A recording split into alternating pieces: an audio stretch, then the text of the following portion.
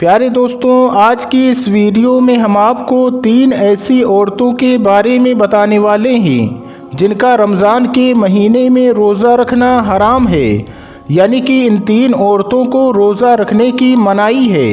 یہ 3 عورتیں کسی بھی حال میں رمضان کے مہینے میں روزہ نہیں رکھ سکتی ہیں۔ اگر ان میں سے کسی عورت نے روزہ رکھ لیا، یاد رکھیں ایسی عورتوں کا روزہ کبھی نہیں ہوگا، بلکہ ایسی عورتوں کو اللہ تبارک و تعالیٰ کی طرف سے سخت عذاب ہوگا۔ اور ساتھ میں ہم آپ کو عورتوں کے بارے میں کچھ ایسی باتیں بتانے والے ہیں جن کو جاننا آپ سبھی کے لیے بہت ہی ضروری ہے۔ اس لیے آج کی ہماری یہ ویڈیو آپ سبھی کے لیے بہت ہی زیادہ خاص ہے۔ آپ اس کو آخر تک ضرور دیکھیں اور مہربانی کر کے شیئر بھی کر دیں تاکہ رمضان کے مہینے میں یہ ویڈیو زیادہ سے زیادہ مسلمانوں کے پاس پہنچ جائے۔ تو چلیے دوستو شروع کرتے ہیں۔ دوستوں، روزے کی فرضیت کی 3 شرطیں ہیں۔ اسلام، بالغ، ہوش و حواس اور عاقل ہونا، یعنی کہ روزے ایسے تمام مسلمان مرد اور عورت پر فرض ہیں جو عاقل ہوں اور بالغ ہوں اور جو اپنے ہوش و حواس میں ہوں، یعنی کہ جو پاگل اور دیوانہ نہ ہو۔ تو ایسے تمام مسلمان عورت اور مرد پر رمضان کے روزے فرض ہیں۔ اب اس کے علاوہ روزے کی فرضیت ادا کرنے کی 2 شرطیں ہیں۔ پہلی صحت مند اور تندرست ہونا اور دوسری مقیم ہونا، یعنی کہ بیمار آدمی اپنی بیماری کی حالت میں اور مسافر اپنے سفر کی حالت میں روزہ چھوڑ سکتا ہے، یعنی کہ ان لوگوں کو رمضان کے مہینے میں روزہ چھوڑنے کی اجازت ہے۔ مگر یاد رکھیں ایسے رمضان کے مہینے میں روزہ رکھنا چاہیں تو رکھ سکتے ہیں، ان کا روزہ قبول ہو جائے گا، لیکن اگر نہ رکھیں تو کوئی گناہ بھی نہیں ہوگا۔ یہ بعد میں روزوں کی قضا کر سکتے ہیں۔ لیکن یہ 3 عورتیں ایسی ہیں جن کا رمضان کے مہینے میں روزہ رکھنا حرام ہے، یعنی کہ ان 3 عورتوں کا روزہ رکھنا جائز نہیں ہے۔ اگر ان 3 عورتوں نے رمضان کے مہینے میں روزہ رکھ لیا تو ان کا روزہ تو کسی بھی حال میں نہیں ہوگا، بلکہ ان کو اللہ کی طرف سے سخت عذاب بھی ملے گا۔ نمبر 1، حیض کی حالت میں۔ دوستو، سب سے پہلی عورت وہ ہے جو حیض کی حالت میں ہو، یعنی کہ جس کے پیریڈز چل رہے ہوں۔ یاد رکھیں ایسی عورت کا رمضان کے مہینے میں روزہ رکھنا حرام ہے، ایسی عورت کا روزہ رکھنا جائز نہیں ہے، یعنی کہ حیض والی عورت رمضان کے مہینے میں روزہ نہیں رکھ سکتی ہے، کیونکہ حیض کی حالت میں روزہ رکھنا اور نماز پڑھنا حرام اور ناجائز ہے۔ مگر ایسی عورتیں یاد رکھیں کہ اس وجہ سے جو نمازیں اور روزے آپ کے چھوٹ گئے ہوں، وہ آپ کو چاہیے کہ آپ ان چھوڑے ہوئے روزوں کو بعد میں قضا کریں، یعنی کہ جب آپ پاک صاف ہو جائیں تو چھوڑے ہوئے روزوں کو بعد میں پورا کریں۔ لیکن حیض والی عورت کو چاہیے وہ رمضان کے مہینے میں بھول کر بھی روزہ نہ رکھے۔ اگر کوئی عورت حیض کی حالت میں روزہ رکھ لیتی ہے، یاد رکھیں اس کا روزہ قبول نہیں ہوگا، بلکہ ایسی عورت کو اللہ تبارک و تعالیٰ کی طرف سے سخت عذاب ہوگا۔ اس کے علاوہ ایسی عورتیں بھی یاد رکھیں کہ اگر کسی عورت نے شہری کر کے روزہ رکھ لیا ہو، مگر بعد میں اس کو دن میں ایسا ہوا اس کے پیریڈ شروع ہو چکا ہے، یاد رکھیں ایسی عورت کا بھی روزہ نہیں ہوگا۔ اس کو چاہیے کہ بعد میں وہ پاک صاف ہو جائے تو اس کی وہ قضا کرے، یعنی کہ اس روزے کو وہ بعد میں پورا کرے۔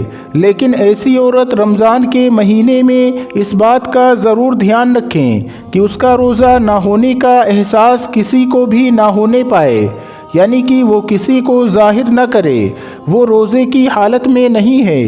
یعنی ایسی عورتیں رمضان کے مہینے میں کسی کے سامنے نہ کھائیں پئیں۔ حیض والی عورتوں کو چاہیے کہ رمضان کے مہینے میں چھپ کر کھانا پینا کریں۔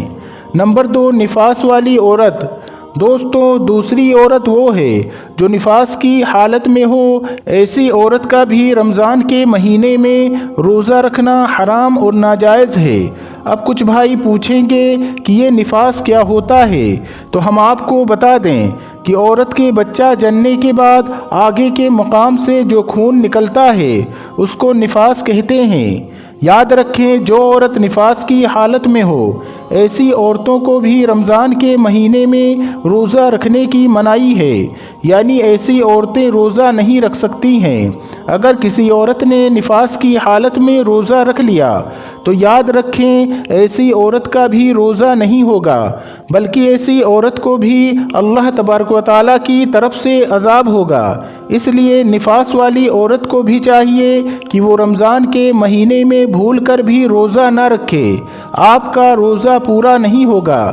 لیکن اب ایسی عورتوں کو بھی چاہیے کہ وہ جب پاک صاف ہو جائیں تو چھوڑے ہوئے روزوں کی قضا کریں، یعنی کہ ان روزوں کو بعد میں پورا کریں۔ اگر کسی عورت نے رمضان کے مہینے میں روزہ رکھ لیا اور پھر اس کو دن میں احساس ہوا کہ اس کو حیض شروع ہو گیا ہے اور پھر اس کو بچے کی ولادت ہو گئی ہے جس کی وجہ سے اس کا نفاس ہو گیا ہے، تو یاد رکھیں ایسی عورت کا وہ روزہ نہیں ہوگا، اس کو بعد میں اس کی قضا کرنی ہوگی۔ دوستو یاد رکھیں اسلام ایک پاک صاف مذہب ہے، اسی وجہ سے نماز اور روزے کے لیے انسان کا پاک صاف ہونا ضروری ہے، اور یہی وجہ ہے کہ اسلام میں حیض اور نفاس کی حالت میں نماز اور روزہ رکھنا حرام قرار دیا ہے، ناجائز قرار دیا ہے۔ نمبر 3، حاملہ یعنی کہ پریگننٹ عورت۔ دوستو تیسری عورت ہے پریگننٹ عورت۔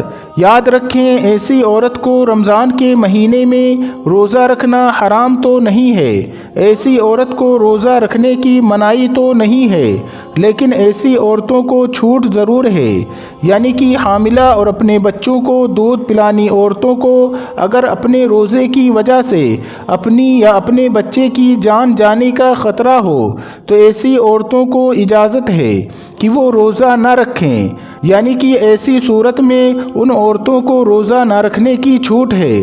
اگر ایسی عورتیں رمضان کے مہینے میں روزہ نہیں رکھتی ہیں تو ان کو کوئی گناہ نہیں ہوگا، لیکن ایسی عورتوں کو بھی چاہیے کہ وہ بعد میں چھوڑے ہوئے روزوں کی قضا کریں، یعنی کہ وہ بعد میں ان روزوں کو پورا کریں۔ لیکن یہاں پر اس بات کا ضرور دھیان رکھیں کہ حاملہ عورتوں کے لیے حیض اور نفاس والی عورتوں کی طرح ایسا حکم نہیں ہے کہ وہ روزہ نہیں رکھ سکتی ہیں۔ حاملہ عورتوں کو روزہ رکھنا حرام اور ناجائز نہیں ہے۔ ایسی عورتیں اگر چاہیں تو رمضان کے مہینے میں روزہ رکھ سکتی ہیں اور نماز بھی پڑھ سکتی ہیں، ان کا نماز اور روزہ ہو جائے گا۔ اس کے علاوہ دوسرے بچوں کو دودھ پلانے والی عورتیں بھی اگر کمزوری کی حالت میں یا پھر روزہ رکھنے کی وجہ سے اپنی یا اپنے بچے کی جان جانے کا خطرہ ہو تو یاد رکھیں ایسی عورتیں بھی رمضان کے مہینے میں روزہ چھوڑ سکتی ہیں۔ یا پھر اگر کوئی ماہر ڈاکٹر یہ کہہ دے کہ اگر آپ نے روزہ رکھا تو خود کی یا بچے کی جان جانے کا خطرہ ہو سکتا ہے تو اس صورت میں بچوں کو دودھ پلانے والی عورت بھی روزہ چھوڑ سکتی ہے، مگر ایسی عورتوں کو بھی چاہیے کہ ان کے چھوڑے ہوئے روزوں کو بعد میں پورا کر لے۔ اب دوستو آپ کو بتاتے ہیں کہ عورتوں کے لیے روزہ رکھنے اور نہ رکھنے کے لیے کیا کیا شرطیں ہیں، یعنی کہ ایسی کون کون سی عورتیں ہیں جن کو رمضان کے مہینے میں روزہ رکھنے کی اجازت ہے، پر ایسی کون سی عورتیں ہیں جن کا روزہ رکھنا حرام ہے۔